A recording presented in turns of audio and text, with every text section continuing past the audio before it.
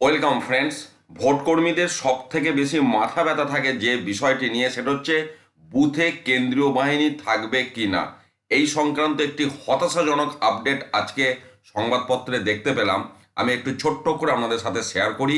সব বুথে আধা সেনা মোতায়েন করা নিয়ে সংশয়। কি বলতে চাইছি আমি মেন জায়গাটা একটু শেয়ার করছি, দেখুন। এরপরও অবশ্য পর্যাপ্ত কেন্দ্রীয় বাহিনী নিয়ে সংশয় কাটছে না। বস্তুত সব বুথে কেন্দ্রীয় বাহিনী থাকা নিয়ে নির্বাচন কমিশনের ঘোষণা সত্ত্বেও সেটা বাস্তবে আদৌ সম্ভব কিনা তা নিয়ে কমিশন কর্তারা নিজেরাই সংশয়ী। কমিশনের এক কর্তার কথায় নিয়ম অনুযায়ী প্রতি বিধানসভা কেন্দ্রে 16 থেকে 18 কোম্পানি বাহিনী দরকার। সেই হিসেবে একটি লোকসভা আসনে 112 থেকে 126 কোম্পানি বাহিনী প্রয়োজন। 19শে এপ্রিল প্রথম পর্বে যেহেতু 3টি আসনে ভোট নেওয়া হবে, তাই ওই দিন সব বুথে কেন্দ্রীয় আধা সেনা মোতায়েন করতে হলে মোট 336 থেকে 378 কোম্পানি বাহিনী প্রয়োজন। কিন্তু এখনো পর্যন্ত রাজ্যে 177 কোম্পানি বাহিনীর পাঠানোর কথা জানিয়েছে কমিশন। আগামী দিনে আরও কিছু বাহিনী আসবে বলে স্বরাষ্ট্র মন্ত্রক সূত্রে খবর। তবে কমিশনের ধারণা সব মিলিয়ে সংখ্যাটা থাকবে 250 কোম্পানির আশেপাশে। তাহলে দেখুন, 336 থেকে 378 কোম্পানি ফার্স্ট ফেজে দরকার সমস্ত বুথে বাহিনী দিতে গেলে।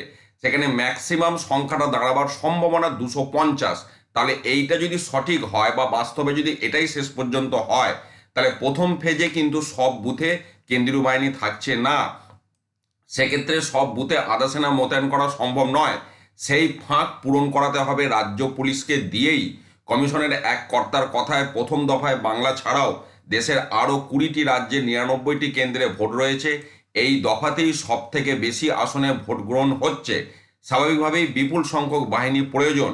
সেক্ষেত্রে বাংলায় কত কোম্পানি প্রথম 2 দফায় আসবে তা এখনই বলা যাচ্ছে না। অবশ্য এই খবরটা ফার্স্ট ফেজ সেকেন্ড ফেজের রেসপেক্টে একটা দিয়েছে, কিন্তু যেটা বলতে চেষ্টা করছে, বাংলাতে সমস্ত বুথে কেন্দ্রীয় বাহিনী হয়তো থাকবে না, এমনটা কিন্তু কমিশনের কর্তাদের কথা থেকেই উঠে আসছে। অতীতে লোকসভা ভোটে কেন্দ্রীয় বাহিনী পাওয়া নিয়ে তেমন কিন্তু সংশয় হয়নি। বুথে বুথে কিন্তু কেন্দ্রীয় বাহিনী পাওয়া গিয়েছিল। আপনারাও জানাবেন এর আগের লোকসভা অর্থাৎ 19-এর লোকসভা ভোটে আপনি আপনার বুথে কেন্দ্রীয় বাহিনী পেয়েছিলেন কিনা। এবছর দেখা যাক শেষ পর্যন্ত কত কোম্পানি কেন্দ্রীয় বাহিনী আসে, তার উপরই নির্ভর করছে সমস্ত বুথে কেন্দ্রীয় বাহিনী থাকবে কিনা। ভালো থাকুন, সুস্থ থাকুন, ধন্যবাদ।